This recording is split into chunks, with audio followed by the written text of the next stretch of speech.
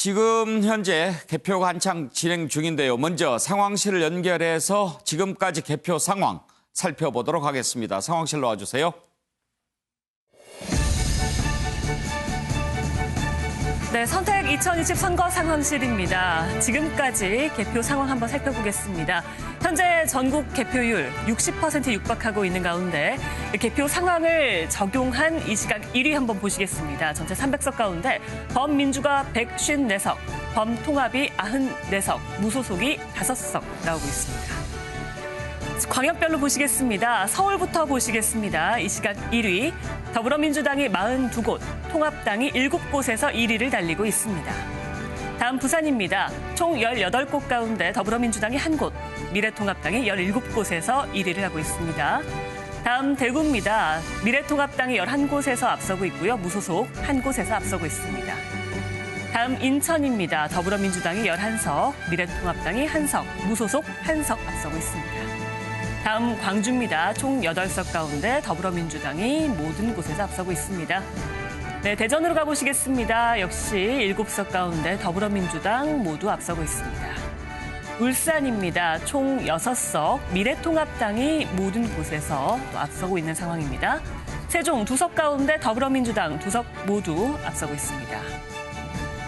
네, 경기로 가보시겠습니다. 총 59석 가운데 더불어민주당이 46곳에서 미래통합당이 13곳에서 1위를 하고 있습니다.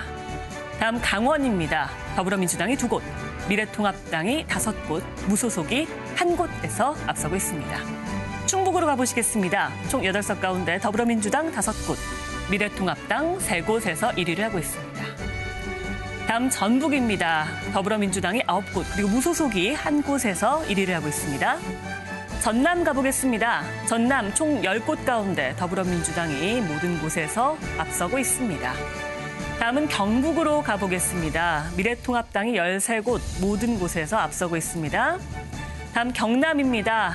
총 16석 가운데 더불어민주당이 3곳, 미래통합당이 12곳, 무소속 1곳에서 앞서고 있습니다.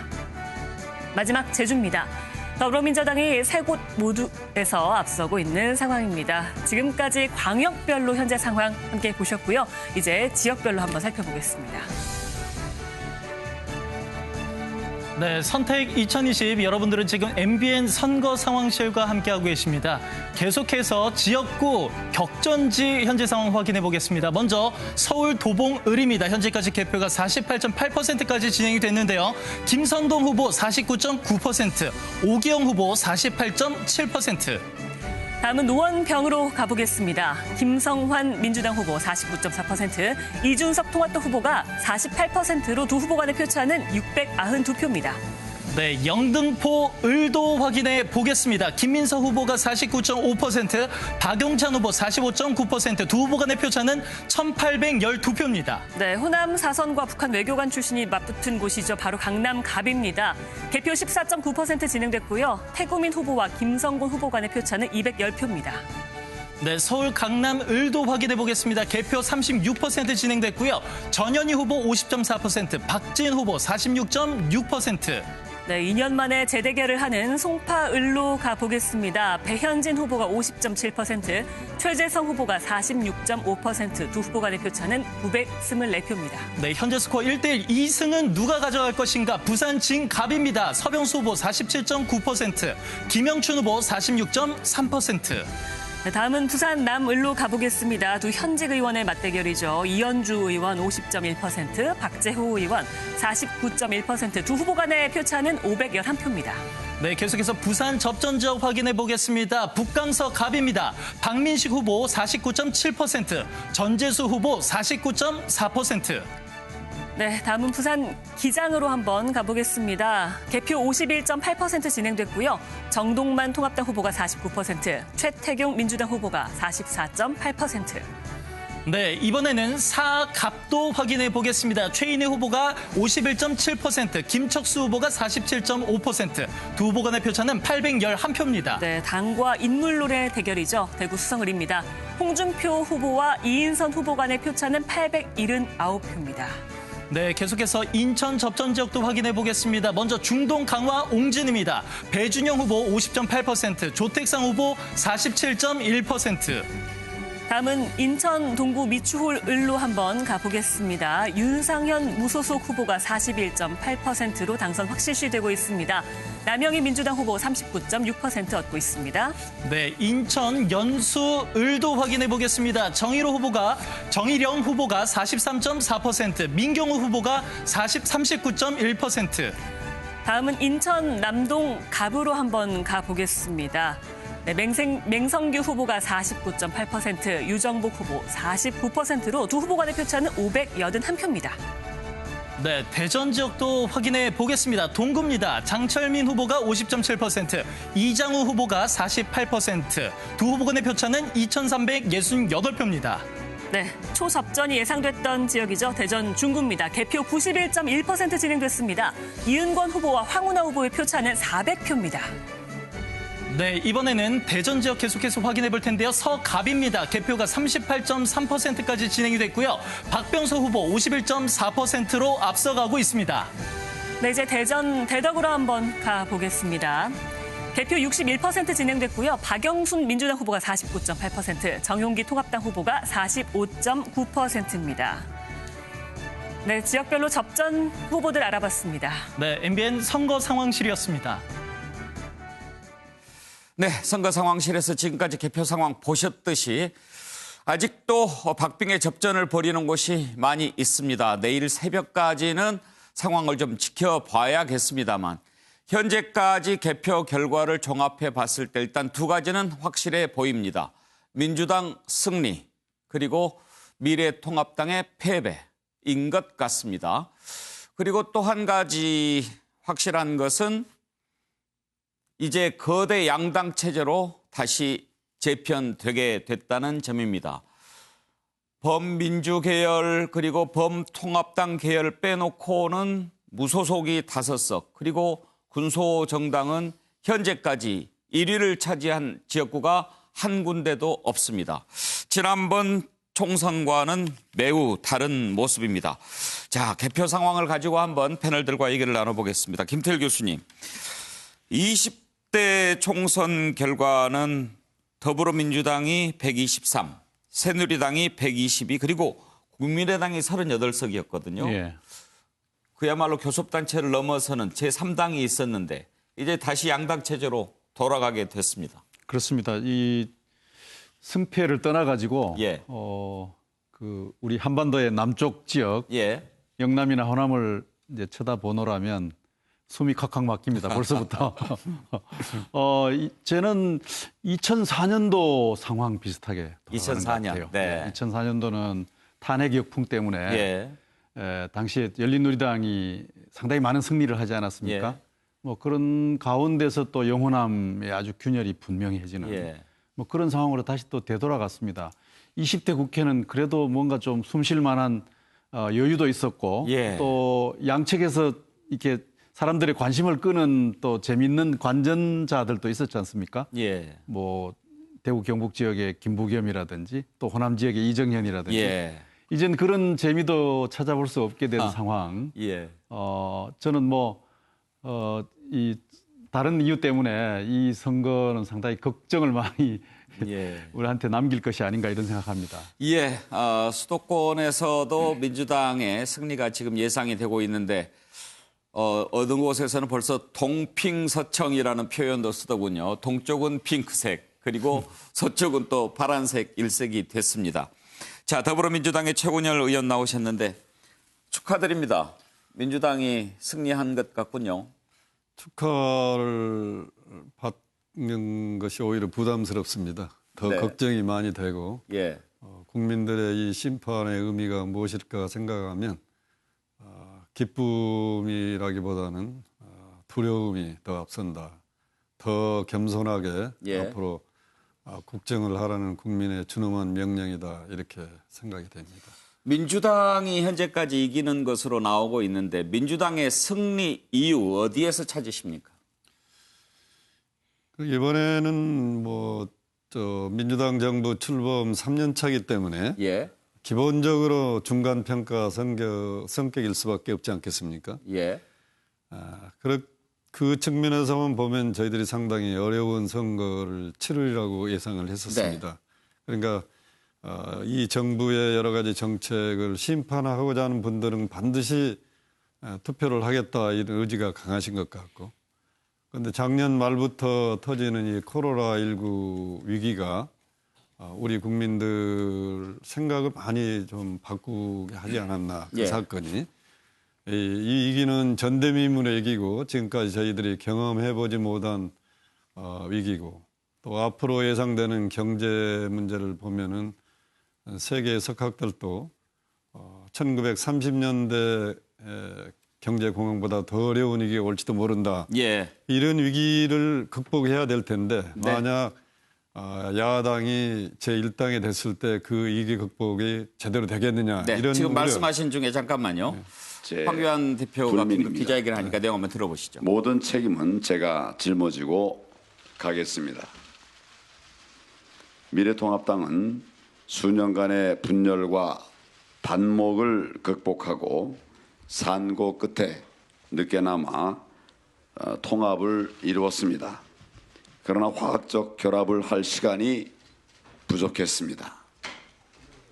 그래서 국민께 만족스럽게 해드리질 못했습니다. 지금 대한민국 정부에는 브레이크가 필요합니다. 건강한 야당이 꼭 필요합니다. 나라와 국민을 위해서입니다. 국민 여러분, 부디 인내를 가지고 우리 당에 시간을 주시기를 바랍니다. 미래통합당에 기회를 주시기를 바랍니다. 미래통합당을 위해서가 아닙니다. 우리 당직자들을 위해서도 아닙니다. 여러분이 살 나라, 우리의 후손들이 살아갈 나라를 위해서입니다. 저는 이전에 약속한 대로 총선 결과에 대해 책임을 지고 모든 당직을 내려놓겠습니다. 일선에서 물러나 국민의 마음을 헤아리고 국가와 국민을 위해 저의 역할이 무엇인지 성찰하도록 하겠습니다. 어려운 시기에 부담만 남기고 떠나는 것 아닌가 해서 우리 당원들에게 미안한 마음이 매우 큽니다. 저와 우리 당을 지지해준 국민 여러분과 또 특히 저를 지지해준 우리 종로 구민 여러분께 다시 한번 감사의 말씀 그리고 죄송하다는 말씀을 올립니다. 부디 대한민국과 국민 여러분의 건승과 행복을 기원합니다.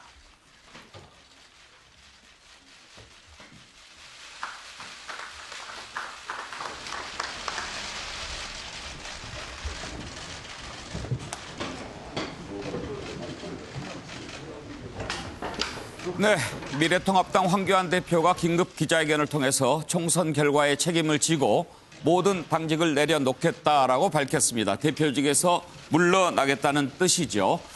자, 정기환 평론가, 지금 일단 미래통합당 대표로서 이번 선거 패배를 인정하는 그런 기자회견이네요. 이제 책임은 뭐 당연히 져야 하는 것이고요.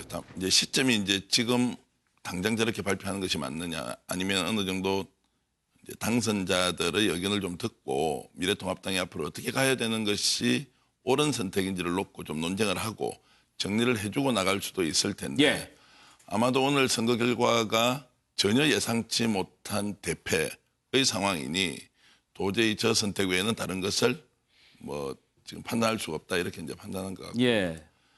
이제 조금 전에 하신 말씀 중에 이제 이번 패배의 원인에 대해서 당이 통합은 했으나 결과적으로 화학적 결합을 못했다고 한 이제 그 말씀에 대해서는 실제로 통합이라는 것을 하면 그 통합의 내용이 국민들로 하여금 뭔가 새로운 혁신의 길로 들어서고 과거 탄핵이라는 곳에 얽매여 있던 이제 미래통합당이 새로운 길을 가는구나 라는 희망의 메시지를 주는 통합이 됐어야 하는데 네. 화학적 결합이 아니라 통합 그 자체에서 혁신성을 담고 있지 못했다. 이제 이런 쪽으로 본다면 지금 현재 미래통합당의 국민들이 다시 한 번 더 기회를 달라라고 물러날 것이 아니라 예. 오히려 미래통합당이 이런 부분이 잘못되어서 결과적으로 제가 책임지겠습니다라고 하는 것이 좀 더 낫지 않았나 이런 생각을 해봅니다. 예. 윤기창 위원장, 지금 정교한 평론가 얘기한 대로 종로에서의 선거 패배를 인정하는 기자회견까지는 몰라도 당 전체의 패배를 인정하고 당 대표직을 내려놓겠다라고 하는 것은 조금 이르지 않냐, 그런 지적인데 어떻게 생각하세요? 지금 기자회견 한 것이 라이브였죠? 예, 방금 한 겁니다. 원래는 이제 10시 50분에 그 기자회견을 한다고 공지가 됐었거든요. 아, 예. 그 뒤로부터 좀 상당히 시간이 흘렀어요. 예. 그래서 아마 그런 것과 관련돼서 여러분하고 좀 상의를 했던 것으로 좀 예. 추측컨대. 근데 아마 이제 본인의 선택의 여지가 공간이 좀 부족했던 것 같아요. 예상하지 못한, 그러니까 질 수도 있는데 최악의 시나리오의 결과가 예상이 되기 때문에 그런 거에 대한 뭐 여러 가지를 고려할 만한 여지가 없었고, 그 이전에 고민의 일단을 좀 오늘 말로 다 표현한 것 같아요. 예. 화학적 결합이 안 됐다라는 부분은 이제 반문연대에 기치를 내걸고 선거를 치렀는데 그 과정에서 모든 분들이 합심해서 전력을 다해서 선거에 임하지 못했다. 공천 과정에서도 통합에 우선을 두다 보니까 최선의 공천과 다소 조금 국민적 마음이 닿지 않는 부분도 있었다. 이런 취지의 말을 애둘러서 좀 한 걸로 저는 그렇게 예. 추정이 됩니다. 자, 황교안 대표 긴급 기자회견 내용 들으셨는데요. 일단 앞부분에 왜 미래통합당이 이번 총선에서 졌을까 하는 부분 좀 생각해 볼 필요가 있습니다. 정치부의 최중락 기자 나오셨는데요. 네. 최 기자, 어떤 평론가는 더불어민주당의 승리가 아니라 미래통합당의 패배다, 이런 얘기를 하는 걸 들었습니다. 그렇게 볼 수 있을까요?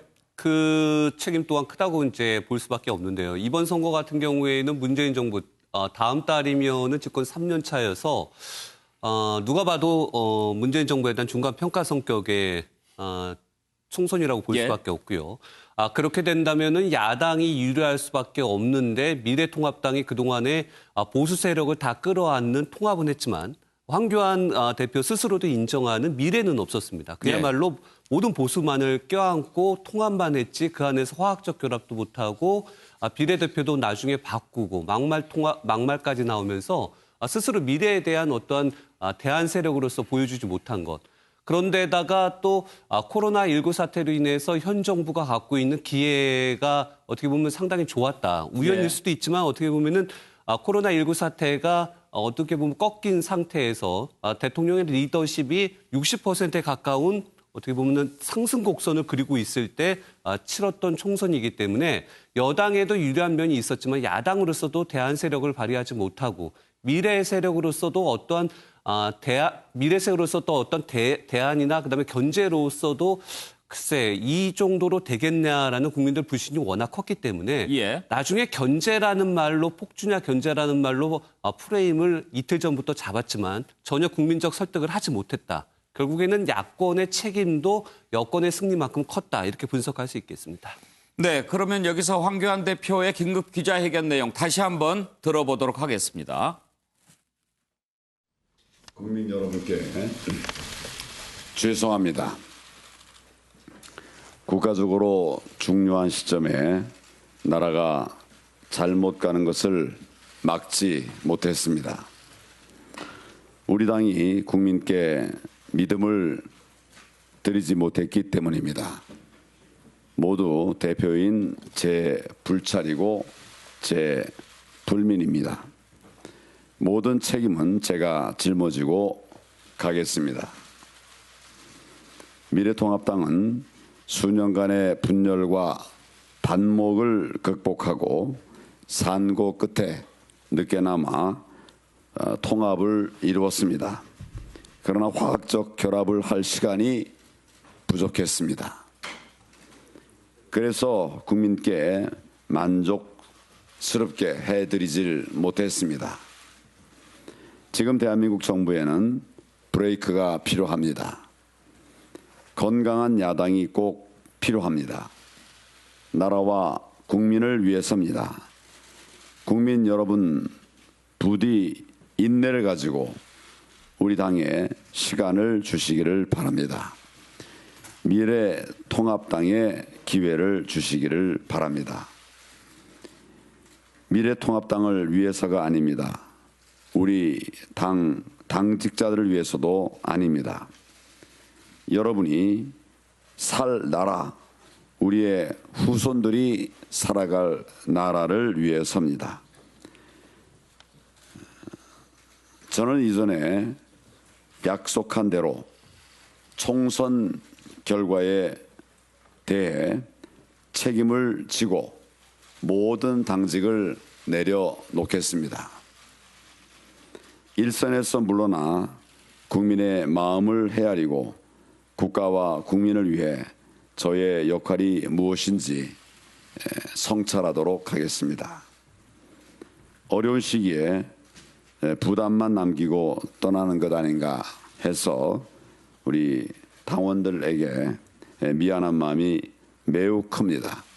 저와 우리 당을 지지해준 국민 여러분과 또 특히 저를 지지해준 우리 종로 구민 여러분께 다시 한번 감사의 말씀 그리고 죄송하다는 말씀을 올립니다. 부디 대한민국과 국민 여러분의 건승과 행복을 기원합니다. 예, 황교안 대표의 긴급 기자회견 내용 다시 들어보셨습니다. 당초에는 개표 상황을 좀 전해드리면서 나중에 후반에 이제 전국 전망도 좀 해보려고 했습니다만 미래통합당의 황교안 대표가 일찍 패배 선언을 했기 때문에 그 부분을 좀 먼저 짚어보는 것이 순서일 것 같습니다. 김태일 교수님 어떻게 생각하십니까? 황교안 대표가 사실은 큰 역할을 하지 않았습니까? 질이 멸렬하던 그 보수 정당, 예. 20대 총선 패배, 탄핵, 대선 패배, 네. 그다음에 지방선거 패배, 이게 연이어진 패배한 정치 세력들을 추스려서 이제 반전의 계기를 만들었어요. 예. 그리고 이제 통합을 하면서 뭔가 좀 세를 결집하고, 그다음에 김종인 대표를 영입하면서 어떤 탄력을 만들려고 했는데 그 성공하지 못했죠. 성공하지 못한 이유는 단 하나입니다. 이 과정에서 뭔가 혁신이 없었던 거예요. 혁신이냐 통합이냐를 가지고 보수 진영 내에서 상당히 오랫동안 논쟁을 하다가 나중에 어떻게 결론을 맺었느냐 하면 통합이 혁신이다 이렇게 말장난하고 말았습니다. 예. 그러나 통합과 혁신은 다른 측면이죠. 그래서 황교안 대표의 그 진단은 조금 아쉬운 대목이 있습니다. 예. 결연하게 물러나는 자세는 상당히 믿음을 주고 있는데요. 아마 그렇게 될 것이라고 생각합니다. 예. 그러나 왜 졌느냐에 대한 진단은 상당히 한계가 있고 저런 진단에 근거하는 것이라면 앞으로도 좀 걱정스럽지 않나 이런 생각이 듭니다. 예. 최은열 의원님, 지금 앞부분에 이제 민주당의 승리 이유 이렇게 좀 말씀을 해 주셨는데 그래도 보면 동쪽 강원 또 경북, 대구, 부산 이 지역에서는 예상했던 만큼 기대했던 만큼 결과가 안 나온 것 같지 않습니까? 예, 그렇습니다. 그리고 우리 정치 발전사에서 보면은 정말 좀 과거로 회귀했다 동서가. 예. 또 지난 20대 총선에서는 그래도 다당제의 가능성은 좀 보였는데 예. 다시 완전히 양당 체제로 회귀해버리고 또 지역주의를 극복할 가능성을 우리가 봤는데 이번에 또 동서로 완전히 색깔이 달라진 것 보면서 우리 이 정치 발전 측면에서 보면 후퇴한 선거 결과도 가져왔다 예. 생각이 되고요. 또 이제 우리 황교안 대표 인간적으로는 참 안 됐다는 생각이 듭니다. 큰 일을 한번 해보시기 위해서 오셨는데 이런 결과 때문에 저런 상황을 맞이하셨는데 저는 이번에 선거 결과가 정부 여당에 대한 심판 못지않게 지난 3, 4년 동안 우리 야당에 보여준 그 정치 행위에 대한 심판 성격도 강했다. 예. 황교안 대표께서 대표되신 이후에 보여준 우리 머릿속에 남아있는 리더십의 모습은 삭발하는 모습, 단식 투쟁하는 모습, 머리띠 둘러매고 길거리 투쟁하는 모습 그런 것 가지고 대안이 안 되지 않습니까? 그런 거에 대한 준엄한 국민의 심판이어서 앞으로 보수 야당이 정말 새롭게 태어나는 계기가 됐으면 싶습니다. 예. 대표님 말씀하신 대로 정부 여당을 위해서도 건전한 야당이 꼭 필요합니다. 네. 대안을 제시한 야당이 필요하기 때문에 그런 어떤 상황이 전개되기를 기대합니다. 예. 정교한 평론가, 지금 사실 종로 같은 경우에는 차기 대선 주자들의 대결이라서 더 관심을 모았던 것이기도 한데 황교안 대표가 지금 당직을 내려놓는다고 해서 대권 전망까지 포기했다, 이렇게 보기에는 이른 거죠. 뭐 일단 포기했다고 봐야 될 거고요. 뭐 총선에서 패배한 당 대표가 2년 남짓한 기간에 다시 기사회생을 해서 대선 주자가 된다. 그렇게 하면은 실제로 후보가 된다 하더라도 대선에서 질 가능성이 훨씬 높고요. 어쨌든 중요한 정치적 게임에서 실패한 당 지도부는 당연히 책임을 져야 하고요. 그 책임의 원인은 국민들로부터 심판을 받았기 때문이지, 뭐 그들이 통합을 잘못했다거나 또는 화학적 결합을 잘못했다거나, 또 조금 전에 말씀하셨듯이 국민들에게 그래도 건전한 야당이 필요하고 문재인 정부를 견제해야 한다, 이런 것은 어떻게 보면 국민들로 하여금 약간의 오해를 받을 수도 있습니다.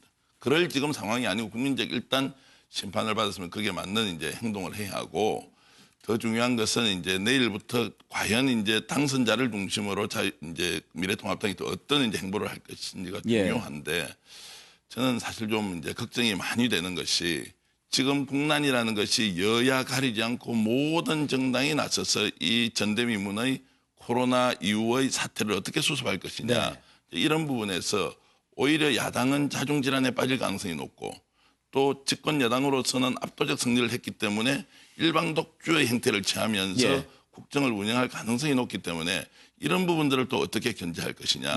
결과적으로 말씀드리면 이번 선거 결과가 청와대든 집권 여당이든 야당이든 이 정도 큰 차이로 결과가 나올 것이라고 하는 것은 국민들도 몰랐던 것인데, 이런 부분에서 어쨌든 견제와 균형이라는 원리가 작동해야 하는데, 이런 부분은 좀 더 관심을 가지고 국민들이 좀 행동에 나설 필요가 있다, 이런 말씀드리겠습니다. 예. 지금 화면에는 접전 지역 개표 상황이 뜨고 있는데요. 개표 상황 보시면서 우리 패널들의 주옥 같은 말씀 잘 들어주시기 바랍니다. 윤기찬 부위원장, 패장은 말이 없다고 하지만 미래통합당 입장에서 보면 여러 가지 좀 아쉬운 점, 또 억울하다고 느끼는 점, 이런 것도 몇 가지 있을 것 같습니다. 어떤 생각 드십니까? 일단 산수를 한번 봐야 되는데요. 지금 그 미래통합당은 아니지만 소위 자매정당이라고 하는 미래한국당과 더불어시민당의 이제 득표율을 보면 사실 엇비슷해요. 그러니까 국민적 지지는 거의 비슷하게 보낸 건데, 이것이 선거구제가 소선거구제다 보니까 다수대표제거든요. 한 사람 한 표라도 많은 분이 선출이 되는 겁니다. 지역적으로 지역적 특색이나 아니면 후보자에 따라 다르겠지만, 이걸 평균적으로 말씀을 드린다면 선거구제도가 중대선거구제로 바뀌는 것이 오히려 필요하지 않을까라는 단적인 증거가 아닐까 싶고요. 20대 때보다는 국민의당이라는 3당이 없어지게 되니까 양당 구도에서는 이런 결과가 나오는 거죠. 그래서 이 부분은 이제 하나 산술적인 말씀을 드렸고, 야당의 역할이 대안을 제시 못했다라는 비판도 물론 겸허히 받아들여야 되죠. 그러나 여당이 야당을 협치 파트너로 하지 않았던 거, 그래서 야당이 광장으로 나갔던 부분도 분명히 반영이 돼야 되는데, 국민적 시각에서는 보수당과 광장이라는 것과는 좀 연결을 못 시키는, 그리고 보수당이 또 야당 역할을 할 때는 또 한계가 있다는 부분도 현실적인 한계가 있었고요. 앞으로 걱정되는 부분은 사실 이렇게 되면 이제 중앙정부와 지방정부도 사실은 견제와 균형을 이루어야 되는데, 지방정부의 구성도를 보면 17개 시도 중에서 14개가 이제 이미 소위 말하는 그 여당 성향의 분이 하고 계세요. 교육감도 마찬가지입니다. 그다음에 행정부를 견제할 수 있는 사실상 유일한 기구인 국회가 이렇게 완사이드하게 구성이 된다면 여당의 판단이 항상 옳을 거라는 전제하에서만 국민이 그것만 빌어야 되는데, 이것은 사실은 제도적 측면에서 보면 맞지 않다. 사실 여당이 좋아할 만한 것은 아니에요. 어쨌든 견제받을 수 있는 상황을 만들어 놓는 것도 국가나 여당을 위해서 좀 필요한데, 좀 너무 치우친 감이 있어서 뭐 당을 떠나서 좀 걱정되는 부분은 있습니다.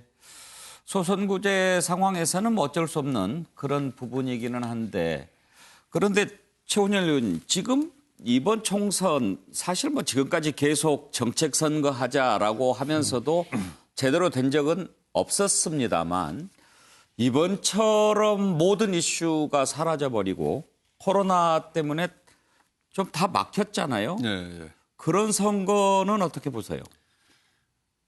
그런 게 이제 코로나 때문에 다 막혔는데 그래도 이제 정당은 자기 어떤 선거 공약이나 정책을 좀 제시를 하는 게 원칙이지 않겠어요? 그런데 이제 저희가 이렇게 보면 우리 야당에서 제시하는 선거 공약이나 정책은 오직 민주당과 정부가 하는 정책을 반대하겠다는 것이 정책이었습니다. 그 대안이 없어요, 우리가 보기에는. 그리고 경제 면에서 보더라도 유일하게 딱 느끼는 게 이제 민부론이 통합당의 아주 고유한 어떤 경제 정책인데 이 민부론의 내용을 보면 2030년까지 1인당 GDP 5만 불 달성, 가구당 소득 1억 원 달성, 중산층 70% 육성. 지금 우리나라는 이제 경제 구조로 보든지 그런 고도 성장의 향수에서 벗어나야 될 시기가 온 겁니다. 예. 제가 계산해 보니까 그 목표를 달성하려면 연평균 앞으로 10몇 년 동안 4.3%를 성장을 해야 달성합니다. 그건 MB의 747 공약하고 똑같거든요. 그러니까 그런 어떤 시대의 패러다임에 맞지 않는 정책 대안. 이제 국민들이 굉장히 현명하십니다. 그런 유형의 성장이라는 것은 지금 우리가 경험했듯이 극히 일부의 대기업 또 상위 소득 1% 정도의 상위 계층한테 부가 주로 돌아가는 성장이지 전체 국민들한테 돌아가는 성장은 아니거든요. 그래서 모든 국민이 바라는 성장은 성장률이 좀 낮더라도 성장의 결과가 모든 국민의 삶에 스며드는 그런 성장을 원하는 것이지 이게 갈수록 성장을 하면 할수록 양극화가 심해지는 그런 성장은 지금 우리들이 굉장히 경계를 해야 될 부분인데 역시 이번 정책이 없다고 하더라도 나온 정책을 보면 그런 어떤 정책을 가지고 선거에 임했기 때문에 거기에 대한 국민들의 심판도 있었던 거 아닌가 저는 알겠습니다. 그런 생각을 해봅니다. 김태일 교수님 의견은 어떠세요? 저는 이번 코로나 전국이 특별한 상황을 제공한 건 사실이에요. 그러니까 중간 평가는 회고적 평가인데요. 이 코로나라고 하는 특별한 상황 때문에 회고적 평가보다는 전망적 평가가 더 크게 작동을 한 것이죠. 그런데 이런 상황에서라도 야당이 조금 더 잘할 수 있었을 것이다 하는 생각도 해봐요. 오히려 왜냐하면 전망적 평가가 아니라 현재적 평가가 아닌가 싶습니다. 네, 글쎄요. 그 뭐 포함해서인데 2014년에 세월호 사고가 나고 그 참사에 대해서 대하는 당시의 집권 세력인 박근혜 정부의 그런 태도와 공감 능력이 굉장히 크게 이제 그 이후에 전국을 규정하지 않았습니까? 이번에도 이 코로나 전국과 관련해서 평소에 야당이 하던 역할과는 좀 다른 자세가 필요했다고 저는 봐요. 그런 점을 좀 유심히 복기해 보아야 될 것 같다. 그런 생각이 듭니다. 지금 뭐 이 패배하고 지금 아파하는 마당에 제가 마음 아픈 얘기를 드리는 것 같아서 좀 미안한 감이 드는데 2014년의 그 데자비를 좀 한번 생각해 볼 필요가 있어요. 무슨 특별한 능력이나 뭐 이런 것보다도 말이죠. 비전보다도 공감하고 어떤 태도를 갖느냐 하는 문제인데 이 국난이란 상황 속에서 야당이 어떤 자세를 취했으면 좋았을까. 뭐 거기에 무슨 누구누구 폐렴이라 뭐 어쩌고 저쩌고 하는 그런 공세들이 국민들에게 굉장히 불안감을 조성했던 것이 사실이고 그것이 국민들로 하여금 야당에 대한 평가를 인색하게 만든 것이 아니냐 그런 생각을 해봅니다. 네. 자, 어떤 이슈가 어떤 변수가 이번 총선에서 승패를 가름했을까 한번 짚어봤는데요.